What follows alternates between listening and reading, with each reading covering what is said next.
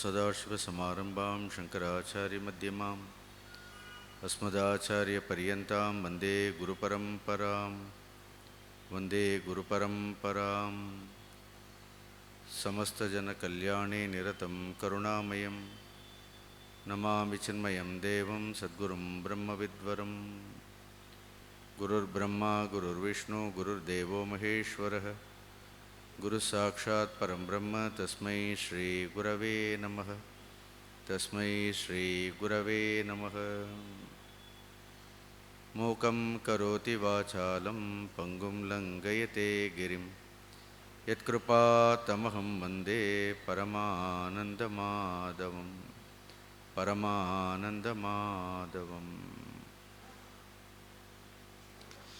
हरि ओम्. நேற்று இந்த பகவத்கீதையினுடைய 3வது அத்தியாயத்தில் 11வது ஸ்லோகம் வரையிலும் பார்த்தோம். பகவான் கிருஷ்ணர் அர்ஜுனனுக்கு இந்த கர்மயோகத்தில் 2 விதமான கர்மங்களை குறித்து கூறுகின்றார். ஒன்று மனிதனை பந்தப்படுத்தக்கூடிய கர்மங்கள், மற்றொன்று மனிதனை தூய்மைப்படுத்தக்கூடிய கர்மங்கள். எப்பொழுதெல்லாம் மனிதன் சுயநலமாகவே செயல்படுகின்றானோ, நான் எனது என்கின்ற அந்த குறிய வட்டத்திற்குள் மட்டும் இருக்கின்றானோ, அப்பொழுது அந்த மனிதனை அவன் செய்யக்கூடிய கர்மங்கள் ஏதோ ஒரு வகையில் பந்தப்படுத்துகின்றது என்று சொல்கின்றார். இது பிரபஞ்சத்தினுடைய ஒரு விதிமுறையாக கூறப்பட்டிருக்கின்றது. See, there is an unwritten law in this universe. நமக்கு எப்படி ஒரு சட்டத்திட்டங்கள்னு இருக்கின்றதோ, அதே மாதிரி இந்த பிரபஞ்சத்திற்கு என்று சில சட்டங்கள், திட்டங்கள், நியதிகள் என்று இருக்கின்றது. அதை நாம் அறிந்திருந்தாலும் அறியாவிட்டாலும் அதனுடைய பாதிப்பு நம் மீது இருக்கும். நாம் தெரியலேன்னு சொல்ல முடியாது. ஒரு மின்சாரத்தை தெரிந்து தொட்டாலும் தெரியாமல் தொட்டாலும் அது நம்மை பாதிக்கும். அதே மாதிரி இந்த பிரபஞ்சத்திற்கு என்று சில விதிமுறைகள், சில நியதிகள் இருக்கின்றது. அதனுடைய நியதிகளை, வரைமுறைகளை சரியாக அறிந்து கொள்ளாமல் ஒரு மனிதன் தன்னுடைய சுய விருப்பங்களை, ஆசைகளை மட்டுமே பூர்த்தி செய்து கொள்வதற்காக கர்மங்களை செய்பவனாக இருந்தால், அந்த கர்மங்களானது அல்லது அந்த கர்மத்தினுடைய பலனானது அந்த மனிதனை பந்தப்படுத்தும். ஆனால் அதே மனிதன் இந்த பிரபஞ்சத்தினுடைய நியதியை, சுழற்சியை நன்கு புரிந்து கொண்டு தான் செய்யக்கூடிய கர்மங்களை எப்பொழுது வேள்வியாக செய்கின்றானோ, அப்பொழுது கர்மங்கள் அந்த மனிதனை தூய்மைப்படுத்தும். அதுவே அவனுக்கு கர்மங்களிலிருந்து விடுதலை அடைவதற்கு காரணமாகவும் ஆகிவிடும் என்று பகவான் சொல்கின்றார். அப்போ கர்மங்களை வேள்வியாக செய்வது என்றால் என்ன என்று சொல்லும் பொழுது, ஒரு அர்த்தம் நாம் செய்யக்கூடிய கர்மங்களை ஈஸ்வரார்த்தமாக இறைவனிடத்தில் முழுமையாக அர்ப்பணித்து கர்மங்களை செய்ய வேண்டும் என்று பார்த்தோம். யஜ்ஞார்த்தாத் கர்மணோன்யத்ர லோகோயம் கர்மபந்தனக ததர்த்தம் கர்ம கௌந்தேய முக்தசங்க சமாச்சரன்னு சொல்லிட்டார். இன்னொரு வேள்வியாக கர்மங்களை செய்வது என்றால் என்ன? வேள்வியாக கர்மங்களை செய்வது என்றால் கூட்டு முயற்சி. எல்லா மனிதர்களும் சேர்ந்து தங்களுடைய சுய வெறுப்புகளை, அகங்காரத்தை எல்லாம் களைந்து தங்களுடைய முன்னேற்றத்திற்காகவும் தங்களை சுற்றி இருப்பவர்களுடைய முன்னேற்றத்திற்காகவும் ஒரு கூட்டு முயற்சியாக அவர்கள் கர்மங்களை செய்தார்கள் என்றால், அந்த கூட்டு முயற்சியே வேள்வி என்று சொல்கின்றார். இப்படி ஒரு அற்புதமான ஒரு சிந்தனை பாருங்கள். ஏன்னா அப்பொழுதுதான் மனிதர்கள் ஒரு கூட்டு முயற்சியாக ஒரு பொதுவான காரியத்திற்கு வரும் பொழுது அவர்களுக்குள் என்ன இருக்கும் என்றால் ஒரு நல்ல ஒரு புரிதல் இருக்கும் என்று சொல்கின்றார். சரி, இந்த கூட்டு முயற்சியில் யாரெல்லாம் அடக்கம், இப்போ கூட்டணின்னு சொல்கிறோமே அதுதான் இதெல்லாம் பொது நலத்திற்காக சொல்லப்பட்டது. அப்படி இந்த கூட்டு முயற்சியில் தேவர்களும் கூட அங்கங்களாக இருக்கின்றார்கள் சொல்கின்றார்கள். மனிதனுடைய இந்த கூட்டு முயற்சி, மனிதன் மட்டுமில்லை, இந்த ஒட்டுமொத்த பிரபஞ்சத்தினுடைய இந்த விதிமுறைகளுக்கு, அந்த விதிமுறைகள் மனிதனுக்கு மட்டுமில்லை. ஏன்னா இந்த பிரபஞ்சமே ஒரு வேள்வி மனப்பான்மையோடு இயங்கிக் கொண்டே இருக்கின்றது. ஆனால் இந்த நியதிகள், இந்த விதிமுறைகள் இதனால் தேவர்களும் கூட கட்டுப்பட்டு இருக்கின்றார்கள். ஆகவேதான் அவர்களும் கூட தங்களுடைய கடமைகளை எதையும் எதிர்பார்க்காமல் செய்கின்றார்கள். ஸோ இந்த கூட்டு முயற்சியில் தேவர்களும் கூட இருக்கின்றார்கள்.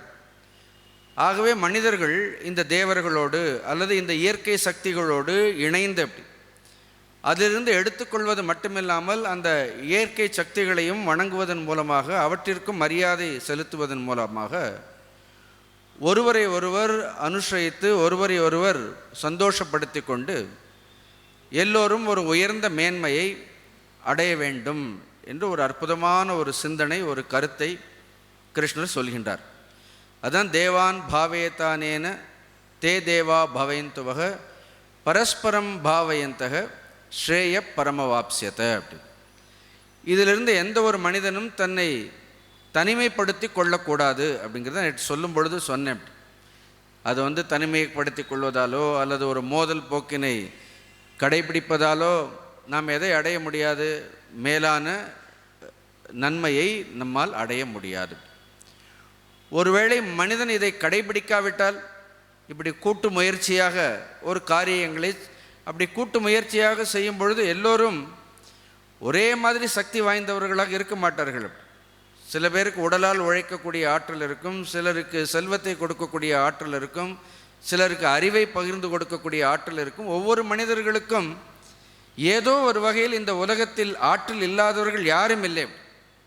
குருநாதர் ஆங்கிலத்தில் அழகாக சொல்வார், we all are not meant for same thing but we all are meant for something. எல்லாராலையும் எல்லாவற்றையும் செய்ய முடியாது, ஆனால் நம் எல்லாராலையும் ஏதோ ஒன்றை ஒரு குறிப்பிட்ட வகையில் இந்த கூட்டு முயற்சியில் நம்முடைய பங்களிப்பை நம்மால் கொடுக்க முடியும். இப்போ ஒரு வேள்வி நடக்கின்றது, நம்மால் எதுவுமே கொடுக்க முடியாவிட்டால் அந்த வேள்வியில் போய் கலந்து கொள்ளலாமா இல்லையா? அதில் கலந்து கொள்வதே மிகச்சிறந்த ஒரு பங்களிப்பாக இருக்கும். இப்படி மனிதர்கள் தங்களை மேன்மைப்படுத்தி கொண்டு இயற்கையையும் மேன்மைப்படுத்தி ஒட்டுமொத்த இந்த பிரபஞ்ச சுழற்சிக்கும் மனிதர்கள் ஒரு முக்கிய பங்கு வகிக்க வேண்டும் என்று இந்த கர்மயோகம் என்பது ஒவ்வொரு மனிதர்களுடைய ஒரு பொறுப்பை மிக சரியான முறையில் சொல்லக்கூடிய விதமாக இது அமைந்திருக்கின்றது. இதுதான் நம்முடைய பொறுப்பு அப்படின்னு பகவான் சொல்லிட்டார். அவதாரங்களே கீழே இறங்கி வந்தாலும் எவ்வாறு செய்கின்றார்கள்? அவர்கள் கூட தனியாக எந்த காரியங்களையும் செய்வது கிடையாது. இப்போ ராமர் நினைத்திருந்தால் அவரால் தனி ஒருவனாக ராவணனை அழித்திருக்க முடியாதா? இல்லை ஆஞ்சநேய சுவாமி அவரே சொல்கிறாரு அப்படின்னா, ஒரு சீதையின் இடத்தில் சொல்கிறாரு, ஒரு வார்த்தை சொன்னால் போற இலங்கை அழித்து விடுவேன்னு. ஆனால் எல்லா காரியங்களிலும் எல்லோரையும் எப்பொழுதும் ஈடுபடுத்தி கொண்டே அவர்கள் செயல்படுத்தி இருக்கின்றார்கள்.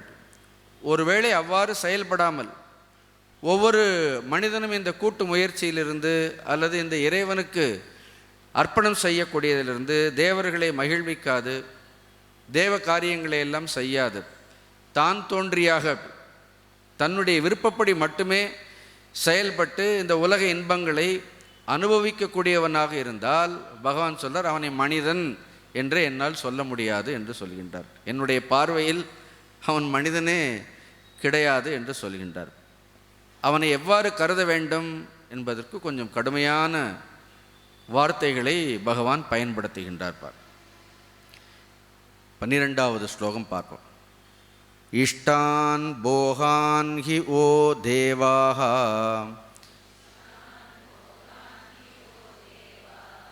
தாஸ்யந்தே யஜ்ஞ பாவிதாஹ தைர்தத்தான பிரதாயைப்யஹ யோ புங்க்தேஸ்தேன ஏவ சஹ.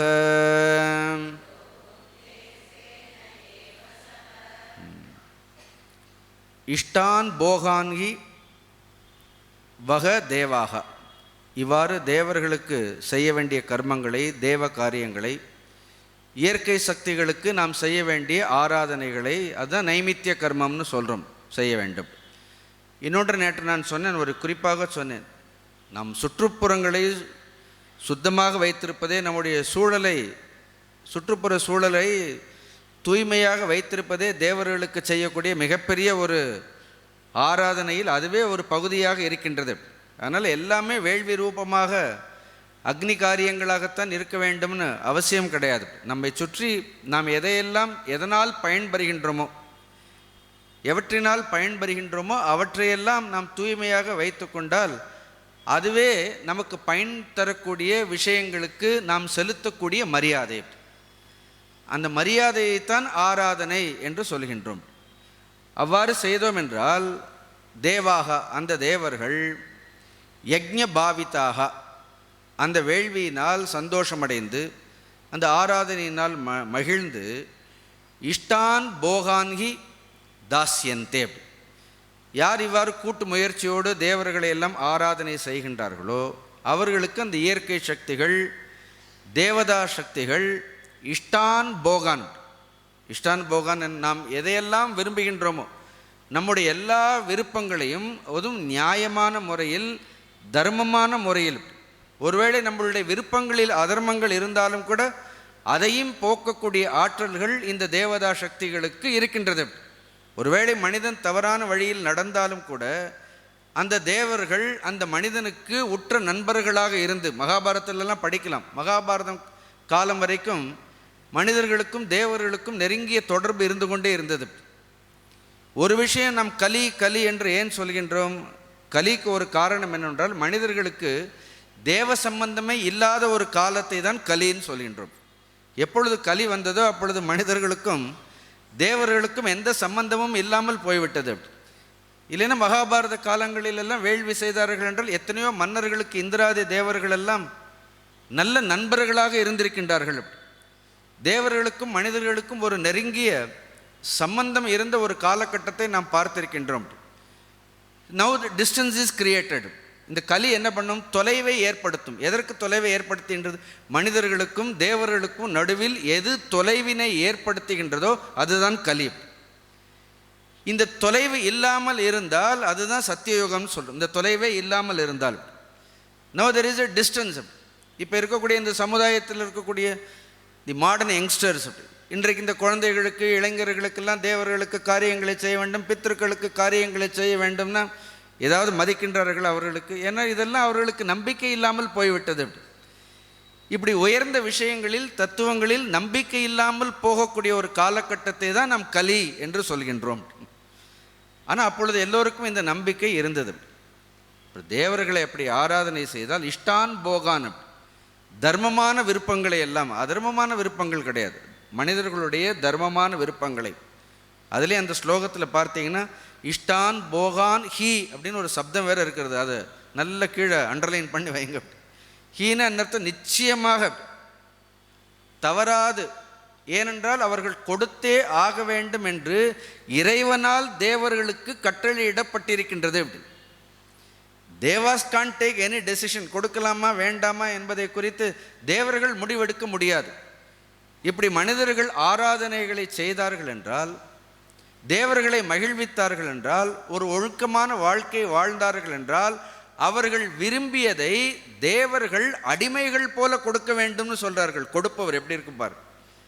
அதனால் கிருஷ்ணர் சொல்லும்போது தாஸ்யந்தேன்னு அந்த வினை சொல்லே நீங்கள் பார்த்தீர்கள் என்றால் அது எப்படி? தாஸ்யந்தே, ஒரு தாசனை போல, எஜமானர்களைப் போல கிடையாது. உண்மையிலேயே பார்த்தோன்னா தேவர்கள் எல்லோரும் எஜமானர்கள்.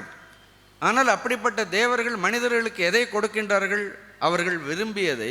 எஜமானர்களை போன்று கிடையாது, அவர்கள் தாசர்களை போன்று மனிதர்களுக்கு எப்பொழுதும் கூடவே இருந்து பணி செய்வதற்கு தயாராக இருக்கின்றார்கள். எவ்வளோ உயர்ந்த எண்ணம்! அப்போ ஒரு சமுதாயமே ஒட்டுமொத்த இயற்கை சக்திகளை, தேவர்களுடைய ஆற்றல்களை எல்லாம் வசப்படுத்தக்கூடிய ஒரு சக்தி இருக்கின்றது. அதுக்கு நாம் என்ன பண்ண வேண்டும்? நாம் தேவர்களை திருப்திப்படுத்த வேண்டும். இப்போ பொதுவாக நாம் ஒரு வார்த்தை சொல்லுவோம், அன்றாட வழக்கில் ஒரு வார்த்தை இருக்கின்றது, கஸ்டமர் சாட்டிஸ்ஃபேக்ஷன் சொல்கிறோமா இல்லையா? ஏன்னா வாடிக்கையாளர்களை திருப்தி செய்வது. இப்போ எங்கே போனாலும் என்ன வார்த்தை இருக்கின்றதுன்னா வாடிக்கையாளர்களை திருப்தி செய்ய வேண்டும், வாடிக்கையாளர்களை திருப்தி செய்ய வேண்டும். இப்போ கிருஷ்ணரும் சொல்கிறார் தேவர்களை திருப்தி செய்ய வேண்டும். இப்போ இதில் யார் வாடிக்கையாளர்கள், யார் வேடிக்கையாளர்? ஆக்சுவலி இப்போ தேவர்கள் வாடிக்கையாளர்களா, இல்லை நாம் எஜமானர்களா, இல்லை தேவர்கள் எஜமானர்களா? இப்போ இந்த இரண்டு பேரில் யார் வாடிக்கையாளர்கள்? அப்படி யாரும் கிடையாது. இன்னும் சொல்லப்போனால் நாம் தேவர்களை, தேவசக்திகளை எவ்வாறு பார்க்க வேண்டும் என்றால் எஜமானர்களாகத்தான் பார்க்க வேண்டும். அப்படி தான் பார்க்க வேண்டும். அவர்கள் ஏதோ தங்களுடைய பொருள்களை வியாபாரம் செய்பவர்கள் கிடையாது. ஒருவேளை நாம் வாடிக்கையாளர்களாக இருந்தால் தேவர்கள் எல்லாம் தங்களுடைய சக்திகளை வியாபாரம் செய்பவர்களாகவும், நாம் ஏதோ பணத்தை கொடுத்து பொருளை கொடுத்து அந்த இயற்கை சக்திகளை எல்லாம் பெறுபவர்களாகவும், அப்படி ஒரு பண்டமாற்று முறை வந்துவிடுமா இல்லையா? அப்படி தேவர்கள் எதையாவது நமக்கு விற்கின்றார்களா? ஏதாவது இயற்கை சக்திகளால் விற்கப்படுகின்றதா? இப்போ 24 மணி நேரமும் சூரியன் ஓய்வில்லாமல் உழைக்கின்றாரே, காலையில் டெய்லி வர்றாரே. அப்படி இந்த சூரியன் தன்னுடைய சூரிய ஒளிங்கிறது உடலுக்கு மட்டும் ஆரோக்கியம் இல்லை, அது நம்முடைய புத்திக்கும் ஒளியூட்டக்கூடியது தான் சூரியன். இந்த சூரியன் ஒன்று இல்லைன்னா பிரபஞ்சத்தில் மனிதர்களால் இயங்கவே முடியாது. இன்னும் சொல்லப்போனால் இங்கெல்லாம் நம்ம பாரத தேசத்தில் இவ்வளோ சுறுசுறுப்பாக இருக்கிறதுக்கு காரணமே நமக்கு சூரிய வெளிச்சம்ங்கிறது அதிகமாக இருக்கிறதால் தான். இன்னும் பல தேசங்களுக்கெல்லாம் போனீர்கள் என்றால் சூரிய வெளிச்சத்தை விலை கொடுத்து வாங்குகிற மாதிரி இருக்கும். இங்கே நமக்கு எல்லாம் கிடைக்கின்றது. இப்போ இந்த சூரியனுடைய ஒளியை பெற்றுக்கொண்டு தானே எல்லா காரியங்களையும் செய்கின்றோம். சூரியன் இந்த ஒளியை நமக்கு விற்கின்றதா? நாம் ஏதாவது பணம் கொடுத்து வாங்குகின்றோம். நல்லவேளை இன்னும் இதுக்கெல்லாம் டேக்ஸ் போடலை. இன்னும் நிறைய விஷயங்களுக்கு இன்னும் கொஞ்சம் நாள் போன எல்லாவற்றையும் விலை கொடுத்து வாங்க வேண்டியதாக போயிருக்கும். இன்னும் ஒரு தூய்மையான காற்றை கூட இப்பொழுதெல்லாம் தூய்மையான கொஞ்சம் கொஞ்சமாக நீரை விலை கொடுத்து வாங்குகிற அளவுக்கு வந்துட்டோம். ஒரு காலத்தில் அப்படி இல்லவே இல்லை. அப்படி எல்லா நீர்நிலைகளும் தூய்மையாக இருந்தது. ஒரு இடத்துல குளம்னு இருந்தது, ஒரு இடத்துல குட்டைன்னு இருந்தது. அப்படி ரெண்டு இருந்தது. அப்படி சாக்கடைகள் எல்லாம் எங்கே போகும்? குட்டையில் போய் சேரும். நல்ல நீரெல்லாம் என்ன செய்யும்? குளத்தில். இப்போ என்ன ஆகுது? எல்லாவற்றையும் எங்கே கொண்டு போய் விடுறோம்? எல்லாவற்றையும் நதியில் தான் கொண்டு போய் கலக்கின்றோம். அப்போ எந்த நீரையும் ஒரு குளத்தில் போய் ஒரு பிராணிகள் கூட ஜலத்தை குடிப்பது கிடையாது. ஏன்னா அந்த அளவிற்கு நாம் என்ன செய்து வைத்திருக்கின்றோம்? அதை அசுத்தம் செய்து வைத்திருக்கின்றோம். அப்போ யார் வாடிக்கையாளர்கள்? நாம் தான் பெறுகின்றோம். ஆனால் இயற்கை எதையுமே நம்மிடத்தில் கேட்காமல், we don't pay anything. சூரியன் ஒளியை கொடுக்கின்றான், தனக்காகவா கொடுக்கின்றான்? அந்த சூரிய ஒளியை பெற்றுக்கொண்டுதான் நாம் எல்லா கர்மங்களையும் செய்து சந்தோஷத்தை பெறுகின்றோம். அப்பொழுது சூரியன் நம்முடைய சந்தோஷத்திற்காகத்தானே காரியங்களை செய்கின்றார். அந்த சூரிய ஒளியை பெற்றுக்கொண்டு எல்லா காரியங்களையும் செய்து சந்தோஷப்படுபவர்கள் யார்? நாம் தானே சந்தோஷப்படுகின்றோம். அப்போ பெற்றுக்கொண்ட பிறகு அவர்களுக்கு ஒரு நன்றி உணர்வு என்பது அந்த மனிதனிடத்தில் இருக்கும். ஏன்னா கொடுத்தாலே ஒன்று பண்டமாற்று முறையாக இருந்தால் இப்போ சொல்லலாம், அவர் விற்கிறார், அவருக்கு ஒரு தொழிலாக இருக்கின்றது, அது வியாபாரம், அதனால் நான் வாங்கும் பொழுது அதிகாரத்தோடு நான் வாங்க வேண்டும், அவர் என்னை திருப்திப்படுத்த வேண்டும்னு சொன்ன பரவாயில்ல. அவர் எல்லாமே இலவசமாக கொடுக்கின்றார். And he is giving us the best quality. பின்னாடி பார்ப்போம், வானத்திலிருந்து ஒரு மழைத்துளி பெய்யும் பொழுது எவ்வளோ தூய்மையான மழைத்துளியாக அது பூமியை அடைகின்றது. அது எவ்வளோ தூய்மையான விஷயங்களை கொடுக்கின்றார்கள். ஆனால் மனிதர்கள் எல்லாவற்றையும் பெற்றுக்கொள்கின்றார்கள். ஆனால் பெற்றுக்கொண்டு ஒன்றும் சொல்லலை, கொஞ்சம் நன்றி உணர்வோடு, தி ஆட்டிடியூட் ஆஃப் கிராட்டிடியூட். இத்தனை விஷயங்களை நாம் இயற்கையிலிருந்து பெற்றுக்கொண்டு இவ்வளவு சந்தோஷமாக சௌரியமாக இருக்கின்றோமே, நாம் என்ன செய்ய வேண்டும்?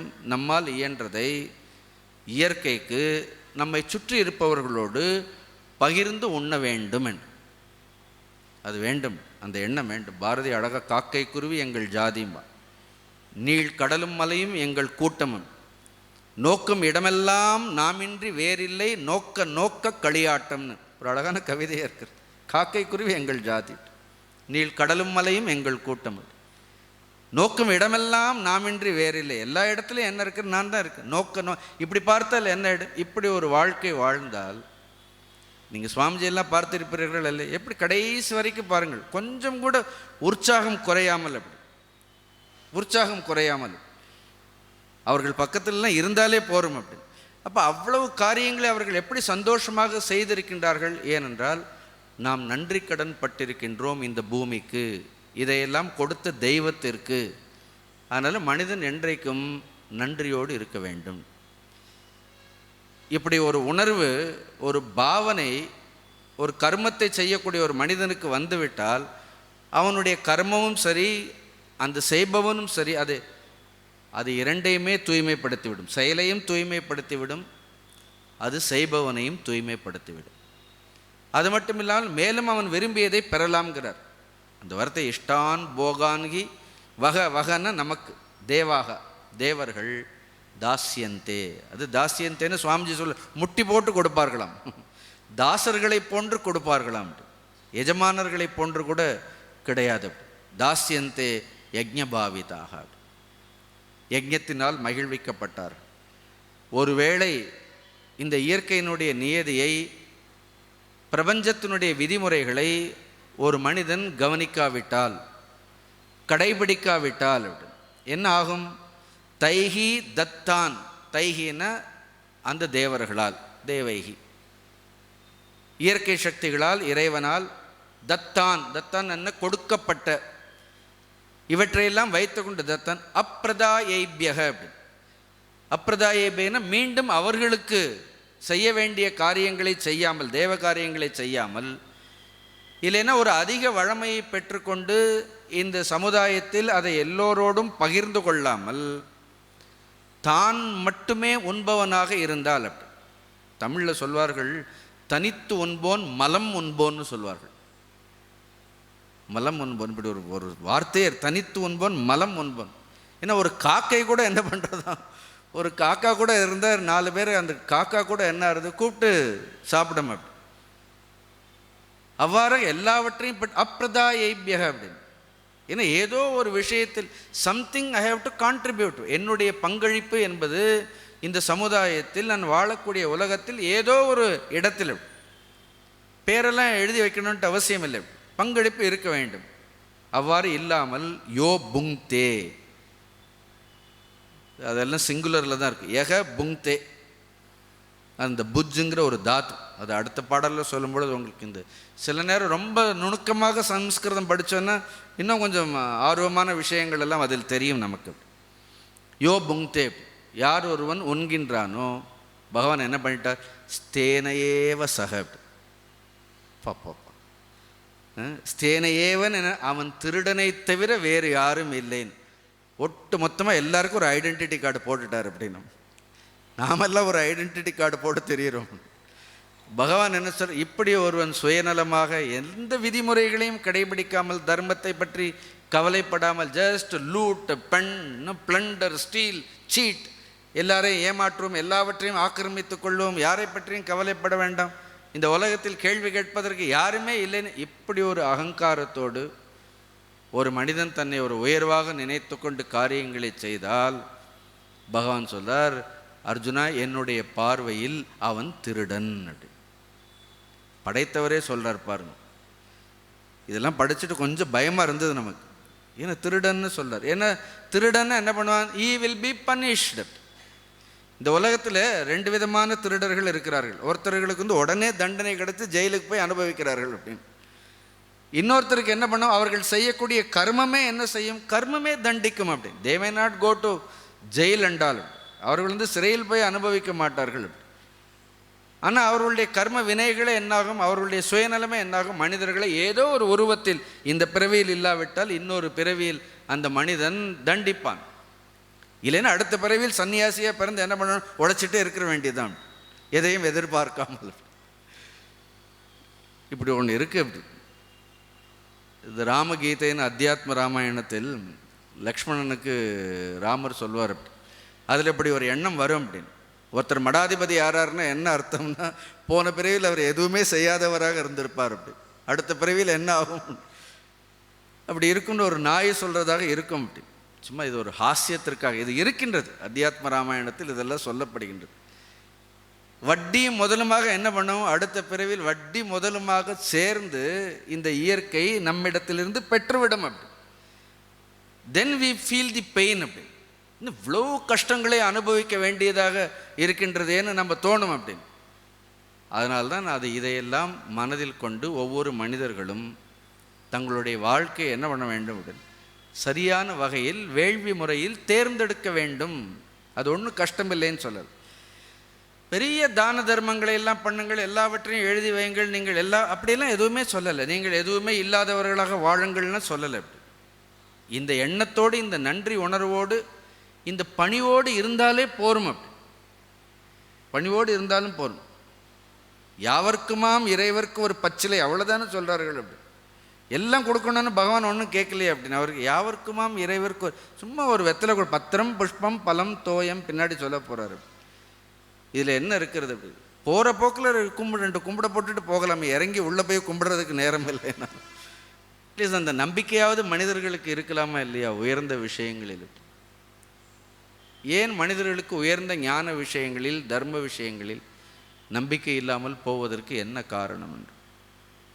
ஏன்னா உலகம் என்பது சுருங்கி விட்டது. உலகம் ரொம்ப சுருங்கிடுது. This is the problem. கலி, இன்னொரு காரணம் கலின்னு ஏன் சொல்கிறோம் தெரியுமா? கலி என்பது உலகம் ஒரு சின்ன வட்டத்திற்குள் வந்து விட்டது. அப்படி ஏன்னா எல்லா தேசங்களுக்கும் பார்க்குறோம், இப்போ எல்லா இடத்துலையும் போகிறோம், எல்லா கலாச்சாரம் எல்லாம் என்ன ஆகுது, நம்ம அதை போன்றே வாழ வேண்டும், அதே போன்றே இருக்க வேண்டும், அவர்கள் வாழ்கின்றதை போலவே வாழ வேண்டும். கொஞ்சம் கொஞ்சமாக நம்மளுடைய பண்பாடுகள் கலாச்சாரங்கள் அவர்கள் உடை உடுத்துவது போலவே உடுத்த வேண்டும். அதுக்காக நாகரிகமாக உடை உடுத்த வேண்டாம் சொல்லலை, வசதியாக இருக்க வேண்டாம் சொல்லலை. அடிப்படை பண்புகளிலாவது நமக்கு என்ன தர்மங்கள் இருக்கின்றதோ அந்த தர்மங்களை நாம் கடைபிடித்து வாழலாமா இல்லையா? அதை தான் இங்கே சொல்லிட்டார். அப்படி வாழாவிட்டால், இப்போ இந்த பாடலில் அவன் திருடன்னு சொன்னார். அப்படி அடுத்து பாருங்க, இன்னும் கடுமையாக சொல்கின்றார். அப்படி ஏன்னா அர்ஜுனனுக்கு எங்கேயாவது ஒரு இடத்துல என்ன பண்ணணும், he just wanted to shake off Arjuna. அந்த அர்ஜுனனை கொஞ்சம் உலுக்கி எடுத்தால்தான் அர்ஜுனனுக்கு புரியும். அப்போ என்ன அர்த்தம்? இந்த யுத்தத்தை நீ செய்யாவிட்டால் நீ ஒரு திருடன். அப்படி இதுக்கப்புறம் நீ என்ன நியாயமான வழியில் உண்டாலும் நீ உண்பதெல்லாம் பாப்பம்னு சொல்லிட்டார். நீ உண்பதெல்லாம் பாப்பம்.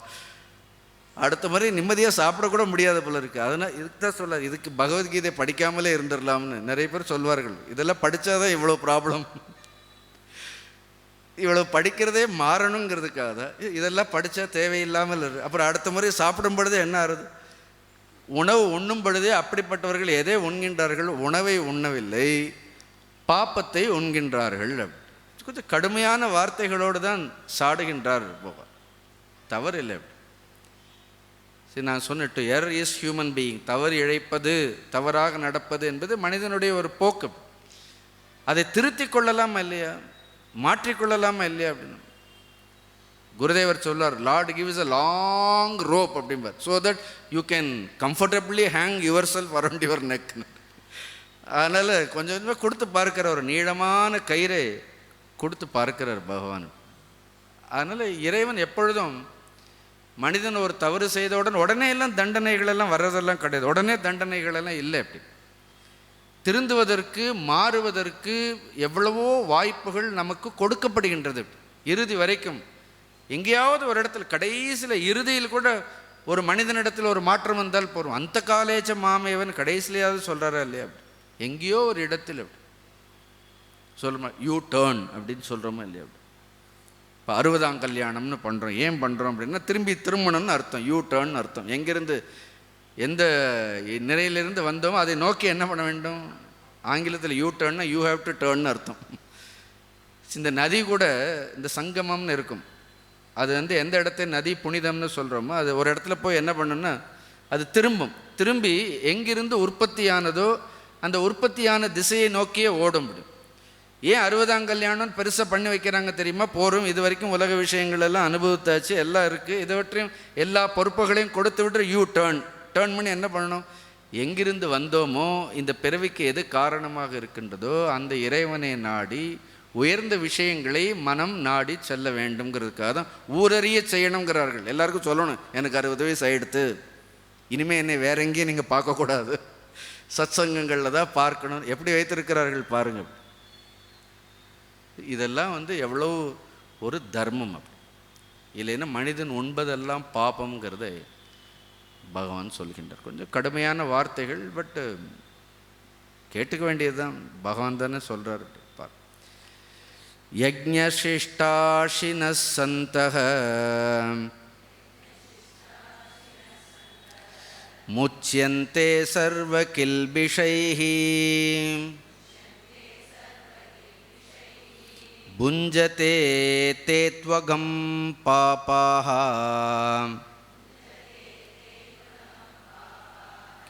ஏ பசந்த்யாத்மகாரணாத். ஆனால் ஒரு விதத்தில் பகவான் ரொம்ப கருணையோடு இருக்கிறார். ஏன்னா முதல் வரியில் திட்டுறதில்லை அவர் எப்பொழுதுமே. அவர் திட்டுறதெல்லாம் ரெண்டாவது வரைக்கும் வச்சுக்கிட்டார். அப்படின்னு முதல் வரியில் சொல்லும் பொழுது போனதுலேயும் பாருங்க, இஷ்டான் போகான்கி ஓ தேவாக தாஸ்யந்தே யஜ்ஞ பாவிதாகான்னு நல்லவர்களை பற்றி நல்லதே சொல்கிறார். அப்படின்னு சப்போஸ் நம்ம அது அந்த லெவல்லே இருந்தோன்னா நம்ம ரெண்டாவதுலேனே நீ வர வேண்டாம், அது உனக்கு இல்லை, நீ படிக்க வேண்டான்ட்டார். நீ நேரம் என்ன, இஷ்டான் போகான்கி ஓ தேவாக தாஸ்யந்தே யஜ்ஞ பாவிதாக யஜ்ஞசிஷ்டாஷின சந்தக முச்சியந்தே சர்வ கில்பிஷ். இதுதான் நமக்கு ஸ்லோகம். நம்ம இந்த ரெண்டாவது வரைக்கும் போக வேண்டாம். இல்லைன்னா என்ன பண்ணணும், தைர்தத் தான பிரதாயேபியக யோ புங்க்தேஸ்தேன ஏவசக புஜ்யதே தேத்வகம் பாபாக ஏ பச்சந்தியாத்ம காரணாத். அப்படி இது அசுர கீதையை இடம், அது முன்னாடி இருக்கிறது பகவத்கீதை. இப்படி மாற்றி படிக்கலாமா இல்லையா? உண்மையே வேள்வியாகவே நாம் படித்தோன்னா அந்த ரெண்டாவது லைன் வேண்டான்ட்டு மிக்ஸ் பண்ணலை. பாருங்கள் பகவான் எவ்வளோ அழகாக வச்சுட்டார். முதல் லைன் இதெல்லாம் வேள்வியாக செய்பவர்களுக்கெல்லாம் முதல் லைன் படிச்சுட்டு போயிட்டே இருந்தேன். அப்படி பார்த்தா மொத்தமே கீதையில் பாதி ஸ்லோகம் படித்தா போகிறோம், எல்லா ஸ்லோகமும் படிக்க வேண்டாம். ரெண்டாவது ஸ்லோகங்களெல்லாம் எதற்கு அப்படின்னா, யார் ஒரு மேல் சொன்னதை பின்பற்றாவிட்டால் என்ன நடக்கும் அப்படின்னு, நீ அதை செய்யாவிட்டால் என்ன நடக்கும். உங்களுக்கு எளிமையாக புரியறதா இல்லை? எவ்வளவு அழகாக பிரித்து அதை சொல்லியிருக்கிறார் பார். இங்கே கூட பாருங்கள், யஜ்ஞ சிஷ்ட அஷினக. இது ரொம்ப அழகான அஷினக. அஷினகங்கிறது கூட ப்ளூரல் தான், அது கூட அஷி அஷினவ் அஷினகன்னு சொல்வார்.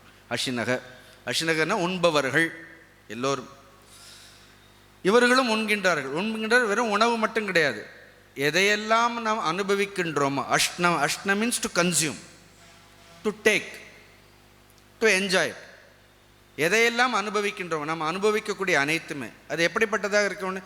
யஜ்ஞ சிஷ்ட அஷினக. யஜ்ஞம்னா வேள்வியில், சிஷ்டம்னா என்ன அர்த்தம், வேள்வியில் எஞ்சி இருக்கக்கூடியது. இல்லைன்னா வேள்வியின் மூலமாக கிடைக்கப்பெற்றது. ஏதோ மிச்சம் மீதின்னு அர்த்தம் இல்லை. சிஸ்டம்னா ஏதோ மிச்சம் மீதியை சாப்பிட சொல்கிறாருன்னு அர்த்தம் இல்லை. யஜ்ஞ சிஷ்டம்னா என்ன, வேள்வியிலிருந்து மீதமாக இருக்கக்கூடியது அப்படின்னா கர்மத்தினுடைய பலன். யஜ்ஞம்னா கர்மம், யஜ்ஞ சிஷ்டம்னா என்ன அர்த்தம், கர்மத்தினுடைய பலன். அஷினக அஷினக என்றால் யாரெல்லாம் கர்மத்தினுடைய பலனை இவ்வாறாக அனுபவிக்கின்றார்கள். எவ்வாறு போன பாடலில் சொன்னார்கள், எல்லோருக்கும் பகிர்ந்து கொடுத்து. யஜ்ஞ சிஷ்ட அஷினக.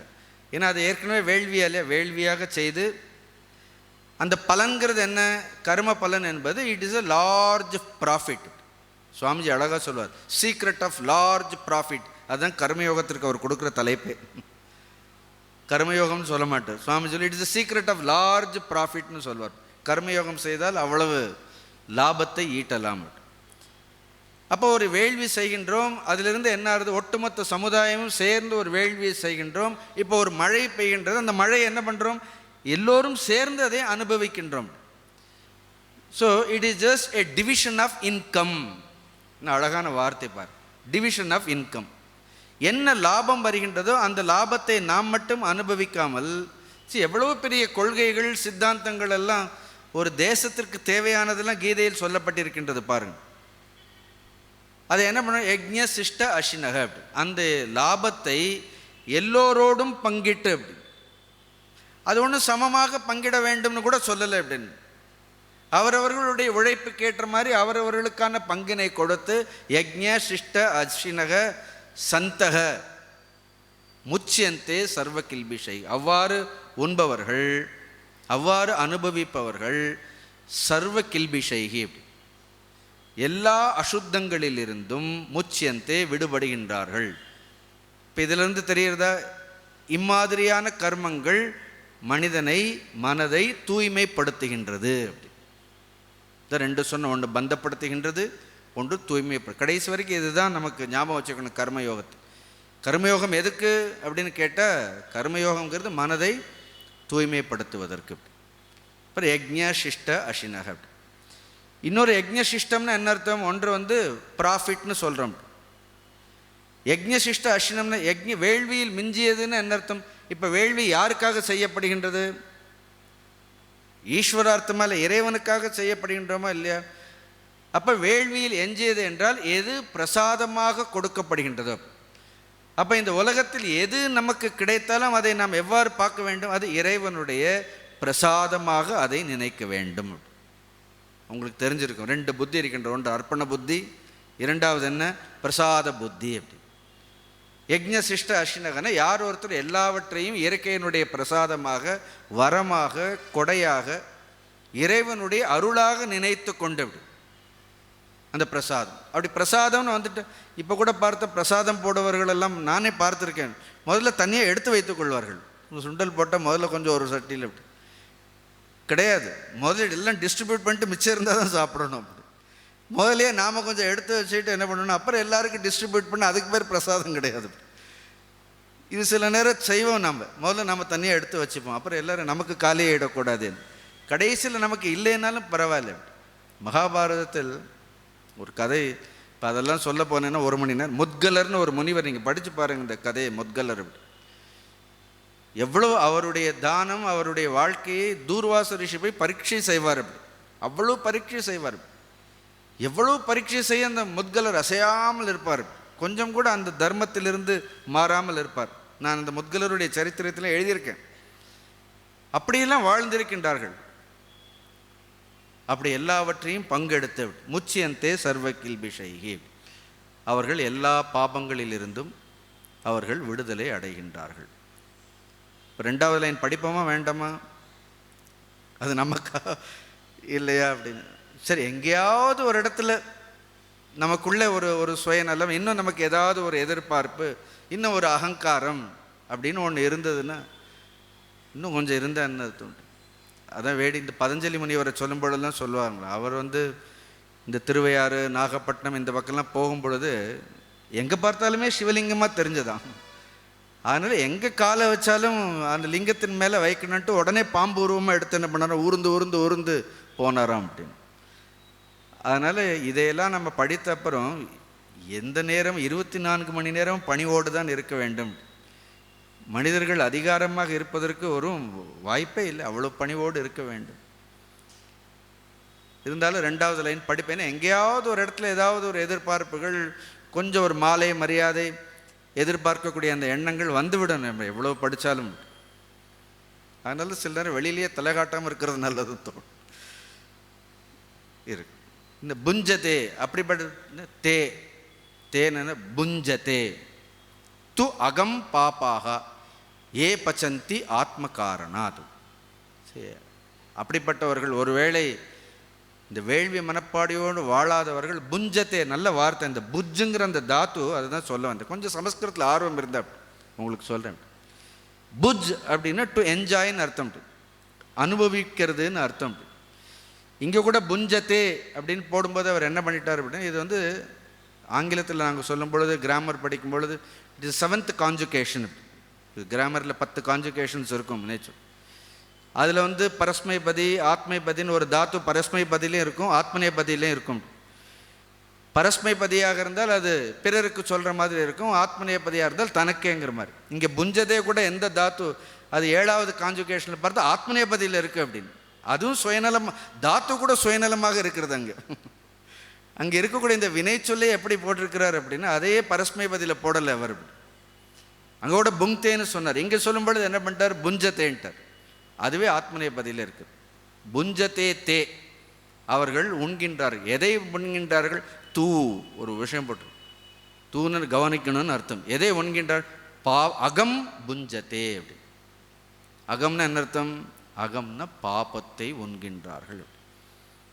They just eat only sin. இவ்வளோ கடுமை, ஈட்டர்ஸ் ஆஃப் சின். என்ன, பாபத்தை உண்பவர்கள். உண்பது மட்டும், அவர்கள் எதை அனுபவித்தாலும், இந்த உலகத்தில் எதை தொட்டாலும் உபனிஷத்துகளில் மது வித்யான்னு ஒன்று இருக்கின்றது அப்படின்னு. அந்த ரிஷி சொல்வார், இந்த உலகத்தில் எதை தொட்டாலும் மதுவும்பார். எதை தொட்டாலும் மது மனுஷியே மது வதிஷ்யே மது வக்ஷியாமி மது வதிஷ்யாமி, எதை தொட்டாலும் மது மது மது மது. இங்கே பகவான் சொல்றார், எதை தொட்டாலும் என்ன சொல்றார்? விஷம் விஷம் விஷம், பாப்பம் பாப்பம் பாப்பம். யூ டச் எனிதிங் அப்படி, எனிதிங் அப்படி. அதனால தான் பகவான் கூட தூது போகும் பொழுது திருதராஷ்டிரன் வீட்டுக்குள்ளே போகலையே அவர். துரியோதனன் அவ்வளவு கேட்டப்ப கூட உங்கள் வீட்டில் வந்து சாப்பிட மாட்டேன்னு சொல்கிறாரு அவர். நேர யாருடைய இல்லத்திற்கு போகிறார் அவர்? நேர விதுரருடைய வீட்டிற்கு தான் போவார். விதுரன் ஒருவன் தான் இன்னும் உண்பதற்கும் இருப்பதற்கும் தகுதி உள்ளவன் சொல்கிறார்கள். பகவானுக்கு தெரியும் இதெல்லாம் பாப்பம்னு சொல்கிறார் அவர். உங்களுடைய உணவெல்லாம் உங்களுடைய எல்லா சௌகரியங்களும் நீ கொடுக்கக்கூடிய உணவு இதெல்லாம் பாப்பத்தினால் நினைக்கப்பட்டதுன்னு சொல்லிடுறார். தேத்து அகம் பாப்பாக, பாப்பாக, அதெல்லாம் பாப்பிகள். ஏ பச்சந்தி ஆத்ம காரணாத், ஏன்னா யாரெல்லாம் ஆத்ம காரணாத், தாங்களே சமைத்து தாங்களே உண்கின்றார்கள். ஆத்ம காரணாத் பச்சந்தே, the one who cooks for himself. இன்னும் சொல்ல போனால் அவர் சமைப்பதே என்னது? அதுவே பாப்பந்தான். What does he cook? He cooks only sin. பாப்பத்தையே சமைத்து, நான் இது ரொம்ப அந்த பாப்பங்கிற வார்த்தையை பேச வேண்டாம்னு நினைக்கிறேன். பாப்பத்தையே சமைத்து எதை உண்கின்றான்? பாப்பத்தையே உண்கின்றான். நீங்கள் ஒரு வேளை போய் அதை சாப்பிட்டீங்கன்னா அதுவும் என்ன இடம்? நாம் அதை போய் சாப்பிட்டாலும் அதுவும் என்ன ஆகும்? அதுவும் பாப்பமாகும். If it becomes like that, society என்ன ஆகும்? எல்லா இடங்களிலும் இப்படிப்பட்ட ஒரு மனிதர்கள் இருந்தார்கள் என்றால் ஒட்டுமொத்த ஒரு சமுதாயத்தினுடைய நிலை என்னாகும்? அதே மாதிரி அந்த புஜ்ஜதேங்கிற தாத்து, அதுக்கு இன்னொரு அர்த்தமும் இருக்குது. புஜ் அப்படின்னா ஒன்று அனுபவிக்கிறதுன்னு அர்த்தம், இன்னொன்று பாளைய அப்படின்னா ப்ரொடெக்டட், பாதுகாப்பதுன்னு ஒரு அர்த்தம் இருக்கு புஜ்ஜுங்கிற தாதுக்கு. நீங்கள் இதை எங்கே பார்க்கலான்னு ஆச்சாரியர் எழுதியிருப்பார். ஈஷாவாஸ்ய உபநிஷத முதல் மந்திரம் என்ன? ஈஷாவாஸ்யமிதம் சர்வம் யத்கிஞ்ச ஜகத்யாம் ஜகத். ரெண்டாவது வரை என்ன? தேன தெக்தேன புஞ்சீதா மாகிருத கஸ்ய ஸ்வித்தனம் அப்படி. ஸோ தேன தியக்தேன புஞ்சீதாக இங்கிருந்து தான் எடுத்திருக்கிறார். அங்கிருந்து உபனிஷத்துலேருந்து எடுத்ததுதான். தேன தியக்தேனன் எதை விட வேண்டும் அப்படின்னா மனிதர்கள் அதர்மத்தை விட்டு சுயநலத்தை எல்லாம் விட்டு விட்டு தேன தியக்தேன புஞ்சீதாக. அங்கே புஞ்சீதாகன்னு சொல்லும்போது பாலயத்தக மீன்ஸ் யூ ப்ரொடெக்ட் யுவர் செல்ஃப்னு சொல்லுவார், உன்னை பாதுகாத்து கொள். அப்போ இங்கே புஞ்சித்தாகன்னு என்ன? அருந்த மட்டுமே இல்லை, அவர்கள் எதை பாதுகாக்கின்றார்கள் என்றால் அவர்கள் பாபத்தையே பாதுகாத்து கொண்டிருக்கின்றார்கள். They protect sin, not only they consume sin. பாபத்தை உண்பது மட்டும் இல்லை, எதை பாதுகாக்கின்றார்கள்? அவர்கள் பாபத்தையே பாதுகாக்கின்றார்கள். எவ்வளோ கடுமையான வார்த்தை பார்த்தீர்களோ ஒவ்வொன்றும். புஞ்சதே தேத்வகம் பாவம் ஏ பச்சந்தி ஆத்ம காரணாத், தங்களுக்காக யார் சமைக்கின்றார்களோ அவர்கள். அதனால்தான் ஒவ்வொரு மனிதர்களுக்கும் இப்போ இதெல்லாம் உங்களுக்கு ரொம்ப தெரியுங்கிறதால நான் அதிகமாக சொல்கிறது இல்லை. இந்த வேள்வின்னு வரும்பொழுது ஒவ்வொரு மனிதனும் 5 வேள்விகளை செய்ய வேண்டும்னு சொல்கின்றார்கள். இது உங்களுக்கு தெரியும். ஒன்று பிரம்ம யஜ்ஞம் என்று சொல்கிறோம். பிரம்ம யஜ்ஞம்னா இந்த சாஸ்திரங்கள், ரிஷிகள், இந்த வேதங்கள், இந்த சாஸ்திரங்களை கொடுத்த ரிஷிகள், அவர்களுக்குள்ள ருஷி ருணா. இப்போ நம்ம உட்கார்ந்து இதெல்லாம் படிக்கிறோன்னா இது யார் நமக்கு கொடுத்துருக்கு? இந்த பகவத்கீதை யார் கொடுத்தார் நமக்கு? வேதவியாசர் கொடுத்துருக்கிறார். இதையெல்லாம் படிக்கிறது, இதையெல்லாம் தெரிந்து கொள்வதே அந்த ரிஷிகளுக்கு நாம் செலுத்தக்கூடிய நன்றி கடன். அப்படி ஏன்னா இவ்வளோ தர்மங்களை நமக்கு கொடுத்துருக்கின்றார். இப்படி சுவாத்தியாயங்கள் எல்லாம் நடந்தால் கீதை யஜ்ஞம், இதுக்கு பேர் யஜ்ஞம்னு ஏன் சொல்கிறோம்? இந்த யஜ்ஞம் என்ன? இது பிரம்ம யஜ்ஞம். ஏன்னா இங்கே நாம் ரிஷிகளுக்கு நன்றியை செலுத்துகின்றோம். ரிஷிகள் கொடுத்ததை மரியாதையோடு படிக்கின்றோம். ஏதோ ஒரு மூலையில் வச்சுட்டு இது எனக்கு பயன்படாதுன்னு தூக்கி எறியலை நம்ம. இது பிரம்ம யஜ்ஞம். அப்புறம் ஏற்கனவே தேவர்களுக்கு செய்ய வேண்டியது பார்த்துட்டோம். தேவான் பாவயத்தானேன தே தேவா பாவயந்துவா, தேவர்களுக்காக காரியங்களை செய்கின்றோம்.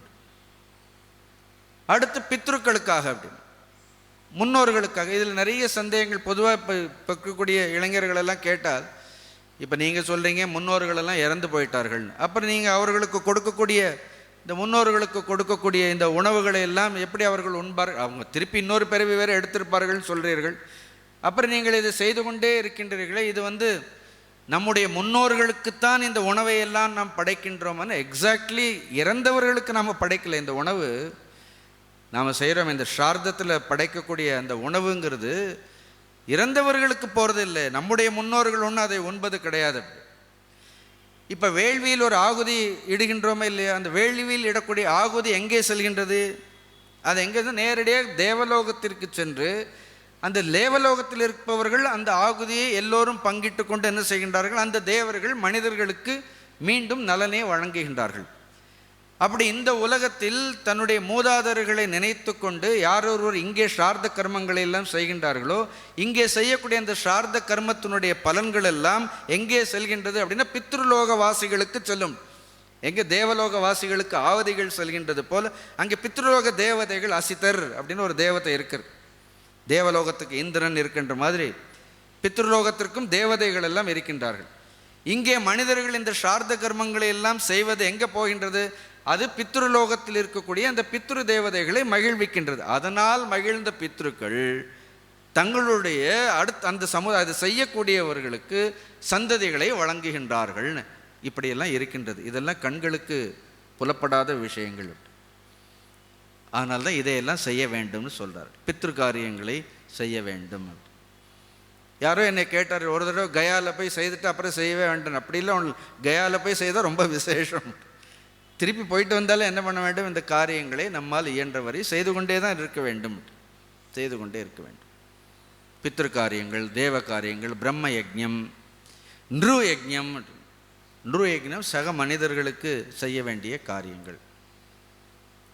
அதையெல்லாம் அப்படி முக்கியமான பூத யஜ்ஞம். பூத யஜ்ஞம் அப்படின்னா எல்லா உயிரினங்களுக்கும் நம்மால் செய்ய வேண்டிய காரியங்கள். இவ்வளவு இந்த யஜ்ஞங்களையெல்லாம் இதெல்லாம் யஜ்ஞங்கள்னு சொல்கின்றோம். இதையெல்லாம் செய்யாமல் இதன் மீது ஸ்ரத்தை இல்லாமல் யார் ஒருவன் தான் மட்டும் உண்கின்றானோ அவன் எதை அடைகின்றான், அவன் பாபத்தை அடைகின்றான். இதை சொல்லிட்டு அர்ஜுனனுக்கு அடுத்த 2 ஸ்லோகங்கள் ரொம்ப பகவத்கீதையினுடைய 3வது அத்தியாயத்தினுடைய முக்கியமான ஸ்லோகங்கள். சரி, இதெல்லாம் மனப்பாடம் பண்ணிட்டா நல்லது. த காஸ்மிக் வீல் அப்படின்னு ஒன்று இருக்கின்றது. ஜகத் சக்கரம்னு சொல்கிறோமா இல்லையா? அப்படி இந்த ஜகத்துங்கிறது, இந்த காஸ்மாஸ்ங்கிறது ஒரு வீல் மாதிரி. It is set in motion. அது தொடர்ந்து இயங்கிக் கொண்டே இருக்கின்றது. அப்படி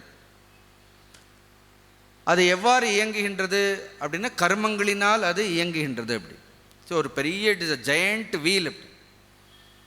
ஒரு பெரிய இந்த ஸ்வேதா உபனிஷத்துலலாம் இதை பிரம்மாண்டமாக சொல்லியிருப்பார்கள்.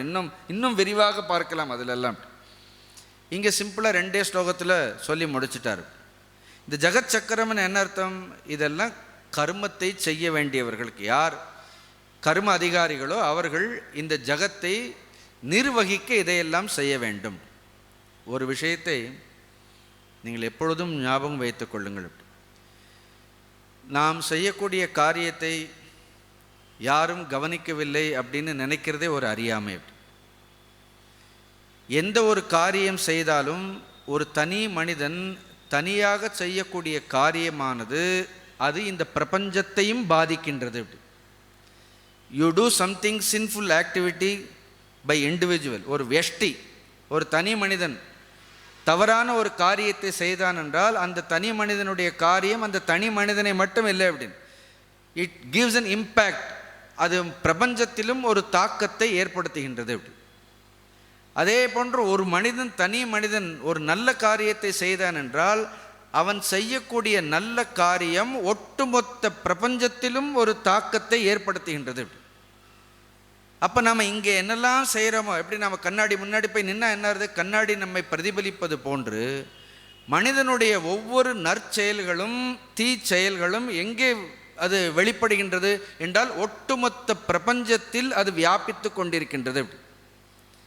அப்படிதான் துரியோதனன் கலியை வியாபித்து கொண்டான்னு சொல்வார்கள். மகாபாரதம் அப்படிதான் சொல்றது. ஒட்டுமொத்த கலியை துரியோதனன் வியாபித்து கொண்டான்.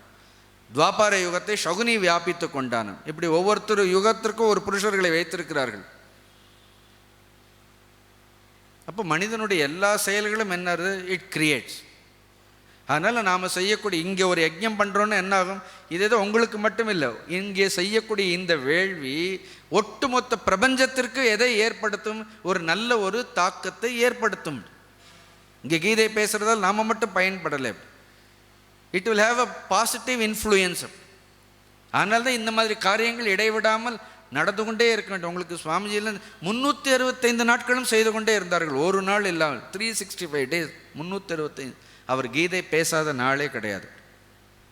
உலகம் முழுவதும் எவ்வளவு தாக்கத்தை இன்றைக்கு அவர்கள் செய்யாமல் இருந்திருந்தால் என்ன இருக்கும்? இன்றைக்கு நம்மை போன்றவர்கள் கீதை படித்திருக்கவே முடியாது. ஆனால் இந்த பிரபஞ்சத்தினுடைய ஒரு சக்கரம் என்பது, இதில் நாம் எல்லோரும் ஒவ்வொரு அங்கங்கள். இந்த பிரபஞ்ச சக்கரத்தினுடைய ஒவ்வொரு அங்கங்கள். எங்கேயாவது ஒரு பார்ட்டு சரியாக இல்லைன்னாலும் என்ன ஆகிடும்? அந்த சக்கரம் சரியாக இயங்காது. அதை அழகாக இந்த 2 ஸ்லோகங்களில் பகவான் நமக்கு படம் பிடித்து காட்டுகின்றார். இந்த 2 ஸ்லோகங்களையும் படிப்போம் பார்.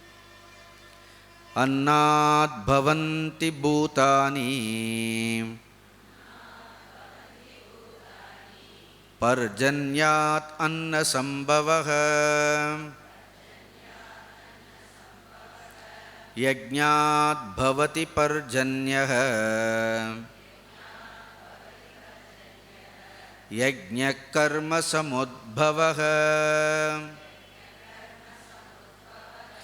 கர்ம பிரம்மோத்பவம் வித்தி பிரம்மாக்ஷர சமுத்பவம் தஸ்மாத் சர்வகதம் பிரம்ம நித்யம் யஜ்ஞே பிரதிஷ்டிதம். அழகான ஸ்லோகம் இது. அன்னாத் பவந்தி பூதானி. பூதானின்னா எல்லா உயிர்களும். அன்னாதேவ பூதானி ஜாயந்தேன்னு சொல்கிறோமே அப்படின்னு. எல்லா உயிரினங்களும் எதிலிருந்து தோன்றுகின்றது? அன்னத்திலிருந்து தோன்றுகின்றது. உயிர், அதாவது உணவு இல்லை என்றால் உயிர் வாழ்க்கைங்கிறது கிடையாது. அன்னாத் பவந்தி பூதானி, இது எல்லாருக்கும் தெரிஞ்சது தானே. எப்படி உணவு வேண்டுமா? அன்னாத் சரி. இந்த அன்னம் எதிலிருந்து தோன்றுகின்றது? உணவிற்கு எது காரணமாக இருக்கின்றது? அப்புறம் கொஞ்சம் விளக்கமாகவும் பார்ப்போம். உணவிற்கு எது காரணமாக இருக்கின்றது? பர்ஜன்யாத் அன்ன சம்பவக. அப்படி மழை பெய்தால்தான் உணவு, உணவு இருந்தால்தான் உயிர்கள். அப்படி அதனால் மழை, உணவு, உயிர்கள் இதெல்லாம் என்ன அர்த்தம்? இதெல்லாம் ரொம்ப முக்கியம். பர்ஜன்யாத் அன்ன சம்பவக. இதுவரைக்கும் நமக்கு புரியும். இதுவரைக்கும் யாரும் கேள்வி கேட்க மாட்டார்கள். இதுவரைக்கும் ஏன்னா இதுவரைக்கும் கண்கூடாக பார்க்கலாம். மழை பெய்தால்தான் உணவு, உணவு உண்டால்தான் என்ன இருக்கு. இதுவரைக்கும் என்ன இருக்குன்னா ரொம்ப பிரத்யட்சமாக இருக்கின்றது.